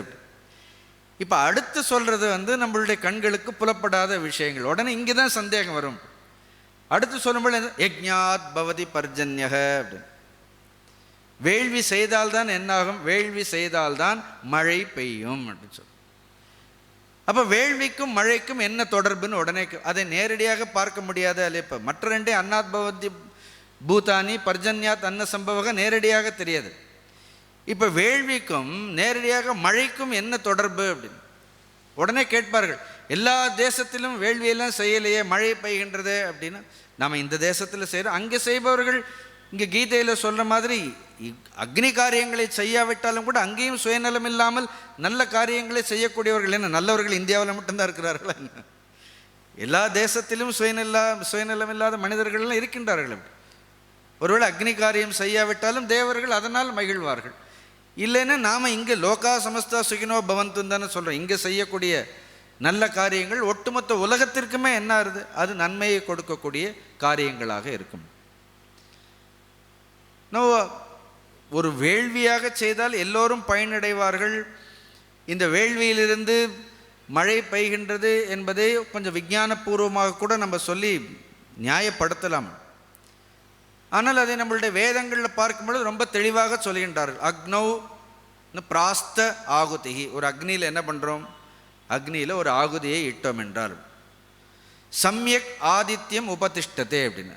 அந்த அக்னியில் இடக்கூடிய அந்த ஆகுதி என்ன ஆகுது? சம்யக், அது என்ன? ஆதித்யம் உபதிஷ்ட. அது நேரம் என்ன ஆகுறதான்? சூரியனை சென்று அடைகின்றான். அந்த அக்னி பகவான் நாம் இடக்கூடிய ஆகுதிகளை எல்லாம் இது கண்ணால் பார்க்க முடியாது. வேள்வியில் இடக்கூடிய ஆகுதிகளை அக்னி பகவான் நேர கொண்டு போய் என்ன பண்ணுறார்? ஆதித்யம் உபதிஷ்டதே.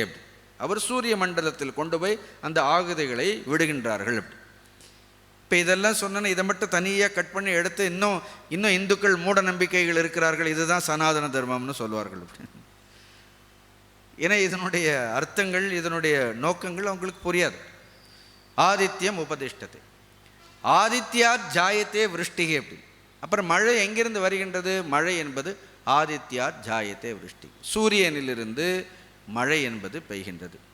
அதனால் விருஷ்டேகே அன்னம், அந்த விருஷ்டியிலிருந்து அன்னம் ததப்பிரஜாகான்னு இப்போ நான் சொன்னது வேதத்தில் இருக்கக்கூடிய ஒரு மந்திரம். இப்படி தான் ஒரு வேள்வியின் மூலமாக மழை என்பது பெய்கின்றது. மழை என்பது பெய்கின்றது. இப்போ இதை பொதுவாக ஒரு நம்முடைய இளைஞர்களுக்கு இப்போ சொல்லணும்னா, ஒரு தியாகத்தில் இருந்து தான் மழை பெய்கின்றது. வேள்வினா தியாகம் தானே, தியாகத்திலிருந்து தான் மழை பெய்கின்றது. இப்போ மந்திரம் கூட பாருங்கள், நல்ல கவனமாக கேளுங்க. இந்திராய ஸ்வாகா இதன்ன மம அப்படின்னு கேள்விப்பட்டிருக்கிறீர்கள். See, when you say இந்திராய ஸ்வாகா அப்படின்னா என்ன அர்த்தம்? இந்திரனுக்காக, தேவதைகளுக்காக அர்ப்பணிக்கின்றோம். That means what? You are offering something. First என்ன இருக்கிறது? The attitude of offering.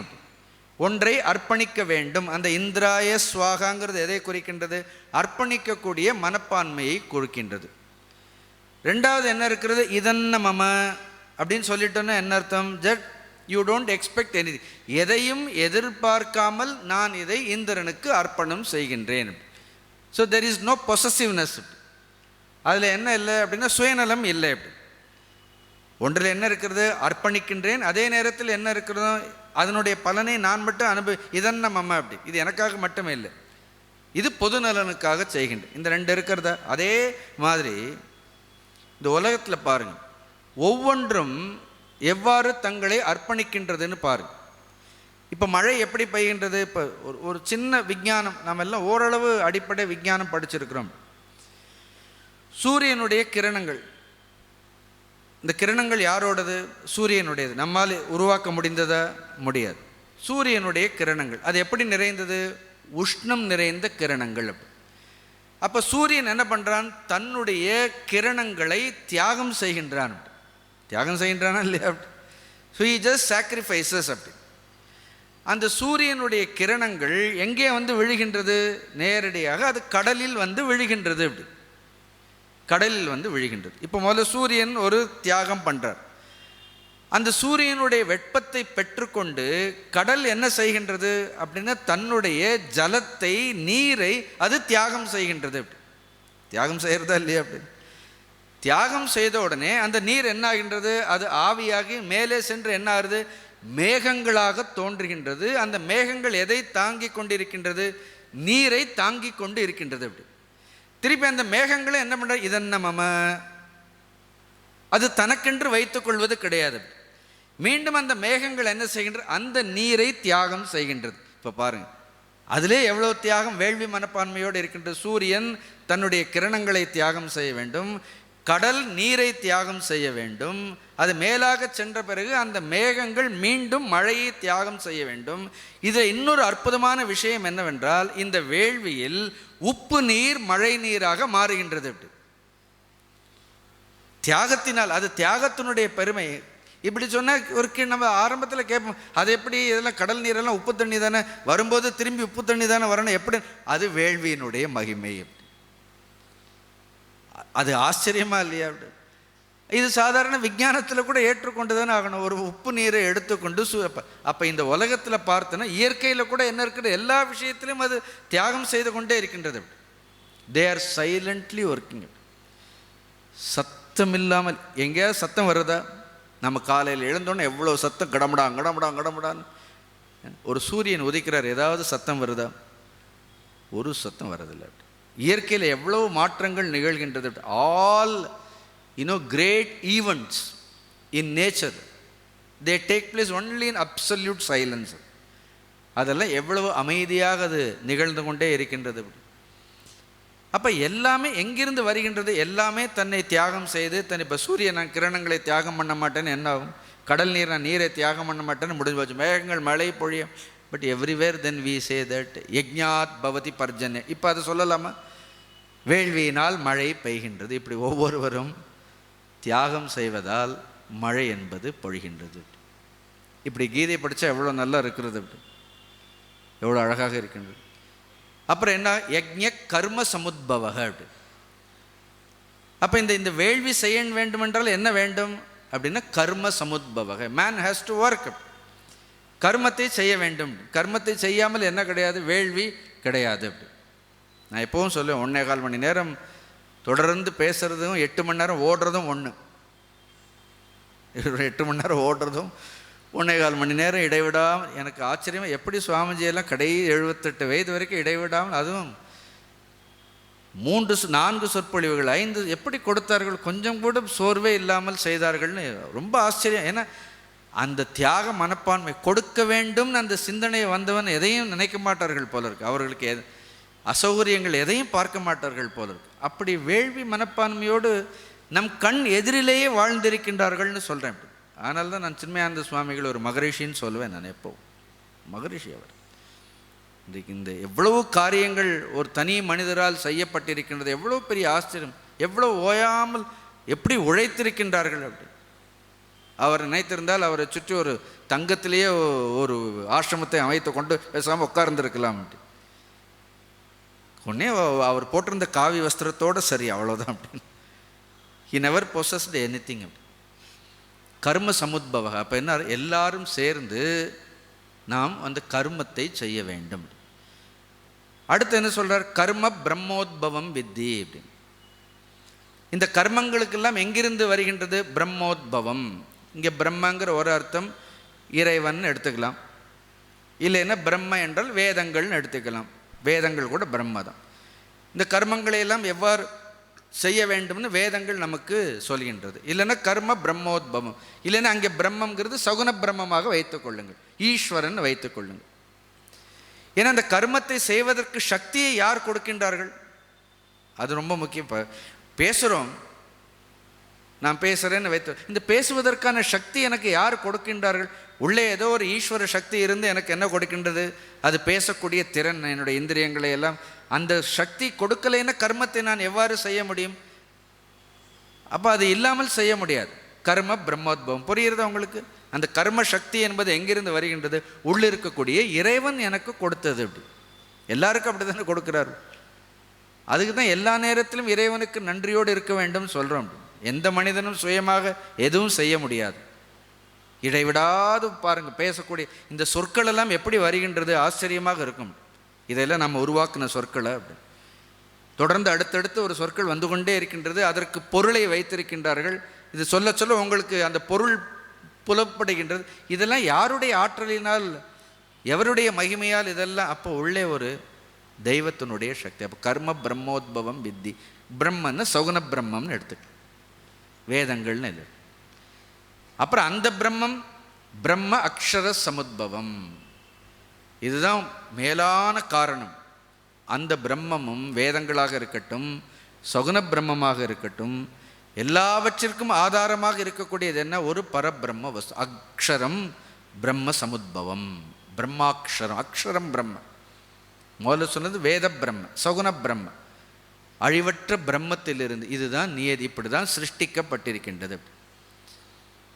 கடைசி வரி ரொம்ப தஸ்மாத் அர்ஜுன ஆகவே அப்படின்னு.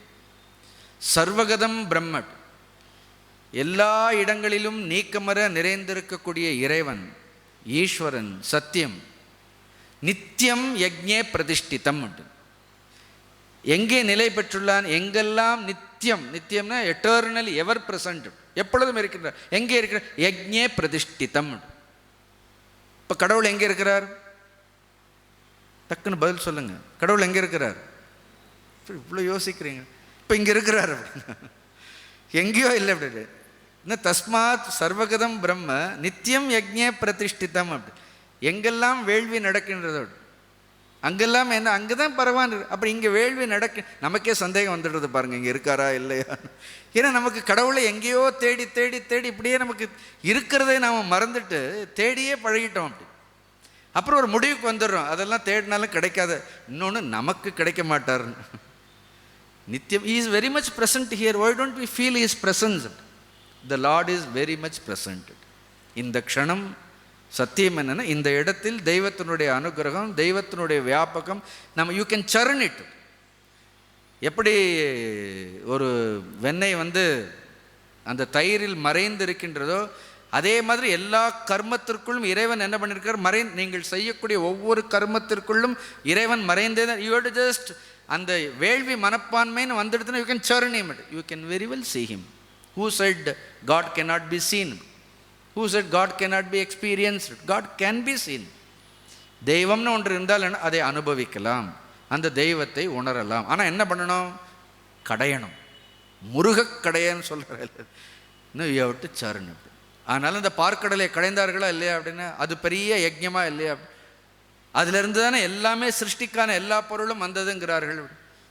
அதனால் இந்த ஸ்லோகம் அன்னாத் பவந்தி பூதானி பர்ஜன்யாத் அன்ன சம்பவ யஜ்ஞாத் பவதி பர்ஜன்யக யஜ்ஞ கர்ம சமுத்பவ கர்ம பிரம்மோத்பவம் வித்வி பிரம்மாட்சர சமுத்பவம் தஸ்மாத் சர்வகதம் பிரம்ம நித்தியம் யஜ்ஞே பிரதிஷ்டிதம். ரொம்ப அழகான ஸ்லோகம். இதை சுவாமிஜி சொல்லும் பொழுது இதை ரொம்ப அழகாக இன்றைக்கு நடைமுறைக்கு ஏற்றவாறு அவர்கள் விளக்கம் சொல்வார்கள். இப்போ அன்னாத் பவந்தி பூதானி, நமக்கு இன்னொரு 10 நிமிடம் இருக்கின்ற இதை மட்டும் கவனிங்கள். ரொம்ப அழகாக சொல்வார். இன்றைக்கு ப்ராக்டிக்கலாக சொல்கிறது சுவாமிஜி அவ்வளோ அழகாக சொல்லியிருப்பார். பூதானி, பூதானின்னா வெறும் உயிர்கள் மட்டும் இல்லை, அப்படி உயிர் துடிப்போடு கூடிய ஒரு வாழ்க்கை. அப்படி சும்மா இருந்து என்ன பிரயோஜனம்? உயிர்கள் இருந்து என்ன பிரயோஜனம்? என்ன இருக்கணும்? ஒரு சமுதாயத்தில் என்ன இருக்க வேண்டும்? ஒரு உயிர் துடிப்போடு இருக்க வேண்டுமா இல்லையா? அப்படி இப்போ நான் ஏதாவது சொன்னால் நீங்கள் தலையாட்டினா தானே எனக்கே பேசுகிறதுக்கு ஒரு ஆர்வம் இருக்கும். அப்படின்னு ஏதோ ஒரு துடிப்பு, there must be some pulsating energy must be there. அப்படின்னு சப்போஸ் எல்லோரும் கண்ண மூடி தியானத்தில் உட்கார்ந்து எப்படி பேச முடியுது? If there is life it must be lively. Lively. இப்போ நானும் கூட கொஞ்சம் பின்னாடி போய் மெதுவாக சாஞ்சிட்டு அன்னாத் பவந்தின்னு பேசினேன் என்ன ஆகும்? So a person when he speaks also he should feel it. உள்ளேருந்து என்ன வரும்? அதற்கு பெயர் என்ன? It is not just survival. பூதானின்னா வீட்டில் சமூக எப்படி இருக்கீங்க? ஏதோ இருக்கேன் சொல்லவே கூடாது. எப்படி இருக்கேன்னு எங்களை ஆச்சரிய I am on top of the வேர்ல்டுன்னு சொல்லுவார். எப்போ எப்படி இருக்கிறேன்னா, எப்படி இருந்தால் நமக்கு 1000 குறைகள் இருக்கலாம், ஆனால் சொல்லாதீங்க வெளியில். 1000 பிரச்சனைகள் எப்படி இருக்கு? ஃபஸ்ட் நல்லா இருக்கிறேன், ஜம்முன்னு இருக்கிறேன், ஒரு குறை இல்லைன்னு அட்லீஸ்ட் சொல்கிறதுக்கு என்ன இருக்கிறது? அப்படி சரி, அதுதான் என்ன அர்த்தம்? அது பூதானின்னு என்ன அர்த்தம்? அது தட் இஸ் கால்டு, அதுதான் ஒரு உயிர் துடிப்புங்கிறது. அது வேணும். அது எங்கிருந்து வரும்? அன்னாத் பவந்தி பூதானி. அந்த உயிர் துடிப்பு என்பது அன்னம்ங்கிறது என்ன அர்த்தம்? Total material prosperity. Material prosperity. அப்போ ஒரு சமுதாயத்தில் எப்பொழுது உயிர் துடிப்பு இருக்கும் அப்படின்னா அந்த சமுதாயம் என்பது வளமையோடு இருந்தால்தான். இன்றைக்கு இந்தியா அதை நோக்கி போய்கொண்டு தான் இருக்கு. இந்தியா கொஞ்சம் கொஞ்சமாக முன்னேறி கொண்டு தான் இருக்கின்றது. அப்படி இங்கே எவ்வளோ நாடுகளை எல்லாம் பார்க்கும் பொழுது எவ்வளவோ கஷ்டப்படுகின்றார்கள். இந்தியாவில் கொஞ்சம் அது துடித்து கொண்டு தான் இருக்கிறது, மீண்டு வந்து கொண்டு இருக்கின்றது. அப்போ அது ஒரு வளம் இருக்க வேண்டும். புரியுது? Material prosperity. இன்னும் ஒரு மனிதனுக்கு வளம் என்பது எங்கிருந்து வருகின்ற? நாம் என்ன நினைக்கிறோம்? ஒரு தேசம் வளமாக இருக்கின்றது என்றால் அந்த தேசத்திற்கு எவ்வளவு தங்கம் இருக்கின்றது என்பதை வைத்து கணக்கிடுவார். How much gold is deposited in bank, that determines the economy of this கண்ட்ரின்னு சொல்ல. It is not true. ஒரு தேசத்தினுடைய வளம் என்பது எதிலிருந்து வருகின்றது? அன்னம்னா ப்ராஸ்பரிட்டின்னு சொன்னேன். அடுத்து மழை. அந்த அன்னம் எங்கிருந்து வருகின்றது? மழை. மழைன்னு என்ன? இயற்கையினுடைய வளம்தான் ஒட்டுமொத்த மனித வளத்தை நிர்வகிக்கக்கூடியது. தங்கம் கிடையாது. It is not the gold, it is not the money. ஒரு நாட்டினுடைய செல்வம் என்பது ஒரு நாட்டில் எல்லா நீர்நிலைகளும் நிறைந்திருந்தால் அது வளமான நாடுன்னு சொல்கின்றார்கள். ஆனால் தான் நீங்கள் திருக்குறளை எடுத்தாலும் திருமந்திரத்தை எடுத்தாலும் அடுத்து கடவுள் வாழ்க்கைக்கு அடுத்து என்ன வைத்திருக்கின்றார்கள்? என்ன வைத்திருக்கின்றார்கள்? வான் சிறப்பு வைத்திருக்கிறார்களா இல்லையா? அப்படின்னு வான் சிறப்புன்னு மழை. அப்போ இயற்கையை கொண்டாடுகின்றார்கள். இயற்கையினுடைய வளம்தான் ஒரு நாட்டினுடைய வளம். அதை இல்லாமல் வெறும் தங்கங்களை வைத்துக்கொண்டு என்ன செய்வது? அதனால தான் இயற்கை வளங்களை நாம் பாதுகாத்து அதற்கு நாம் முக்கியத்துவம் கொடுக்கறதே கிடையாது. எந்த நதியை பார்த்தாலும் எப்படி இருக்கிறதுனா ரொம்ப வருத்தமாகவே இருக்கின்றது இயற்கை வளம். இன்றைக்கு காலையில் நான் தங்கியிருக்கக்கூடிய நம்மளுடைய வேத பாடசாலையிலேருந்து இப்படி போயிட்டு வந்தேன். அந்த சங்கரங்கோவில் ரோடு வரைக்கும் போனேன். எனக்கு பார்க்கணுன்னு ஆசை. பார்த்தால் பேசாமல் ராஜபாளையத்துக்கு வந்துடலாமான்னு தோணுனது எனக்கு. இங்கேயே இருந்துருவோமான்னு. சரி பேசாமல் இவ்வளோ நாள் மதுரையில் இருந்தாச்சு இப்படி. ஏன்னா அங்கே பார்த்தா ஒரு பக்கம் அந்த கம்மாய் ஏறி பார்க்குற முழுசாக தண்ணி மனசுக்கு. அப்போ எனக்கு இந்த அன்னாத் பவந்தி பூதானி பர்ஜன் ஈஸ்வர தர்ஷனம். அது இந்த பக்கம் பார்த்தா கம்மாய் முழுக்க போய் பார்த்துருக்கிறீர்கள், கொஞ்சம் போனீங்கன்னா இந்த பக்கம் அந்த கம்மாய் பேரெலாம் எனக்கு தெரியாது, ஃபுல்லாக தண்ணி இருக்குது. இந்த பக்கம் திரும்பி பார்க்குறேன், கண்ணு கெட்டுற தூரம் வரைக்கும் பச்சை பசேல்னு என்ன இருக்குது, நல்ல நல்ல விவசாயம் செழித்து வழங்குகின்றது. அப்போ என்ன ஆகுது, ஓ நாடு நன்றாக வளர்கின்றது, வளமையாக இருக்கின்றது. ஒரு சின்ன சாம்பிள், ஒரு சின்ன சாம்பிள்.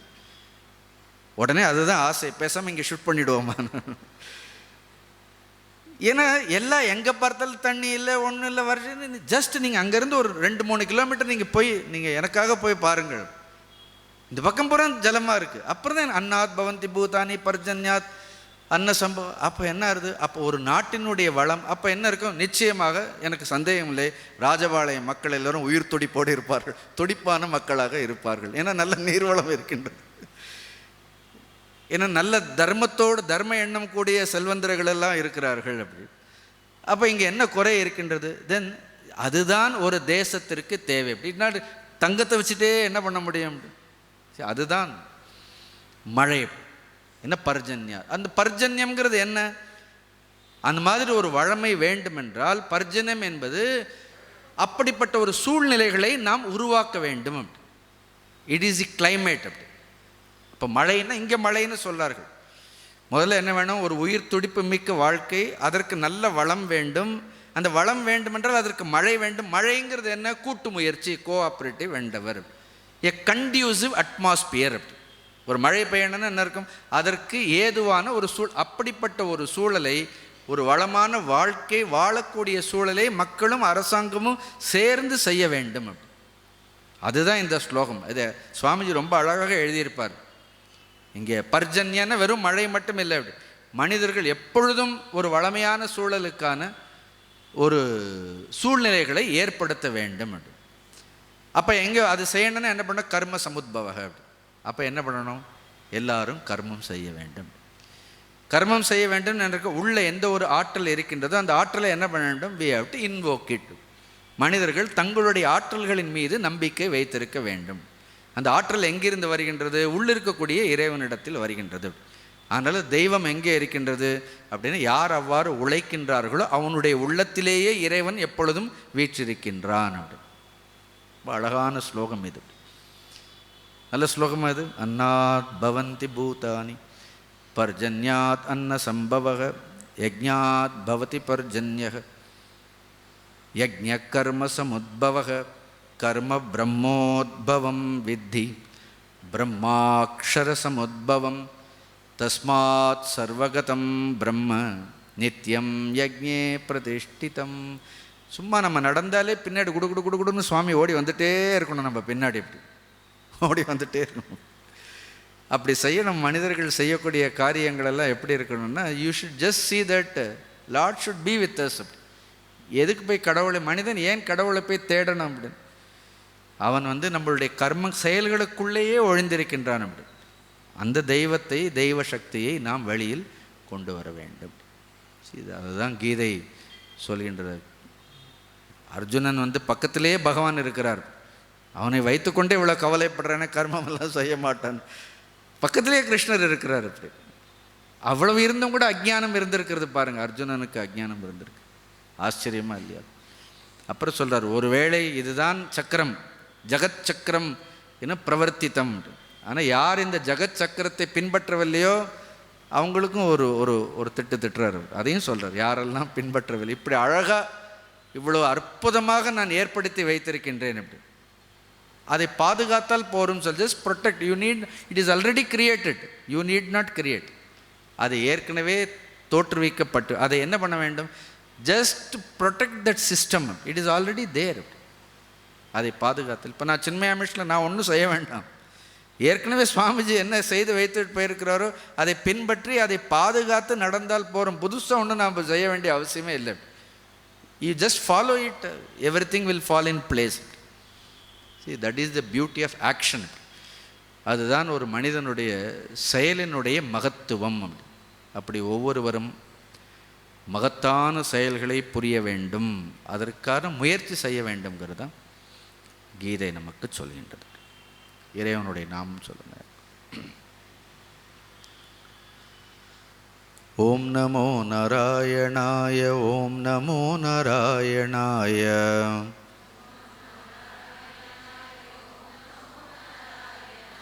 ஓம் நமோ நாராயணாய. ஓம் நமோ நாராயணாய.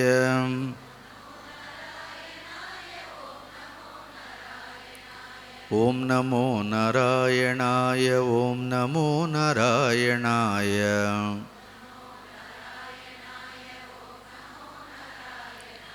ஓம் நமோ நாராயணாய. ஓம் நமோ நாராயணாய.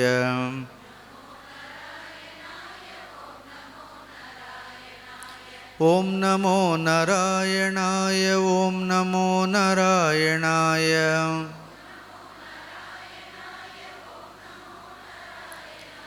ஓம் நமோ நாராயணாய. ஓம் நமோ நாராயணாய.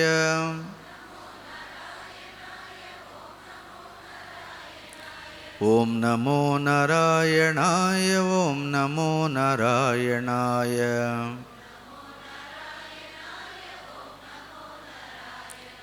ஓம் நமோ நாராயணாய. ஓம் நமோ நாராயணாய.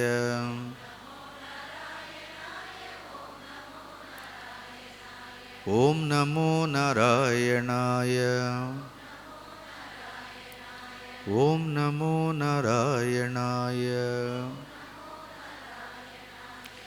ஓம் பூர்ணமத பூர்ணமிதம் பூர்ணாத் பூர்ணமுதச்யதே பூர்ணஸ்ய பூர்ணமாதாய பூர்ணமேவாவசிஷ்யதே.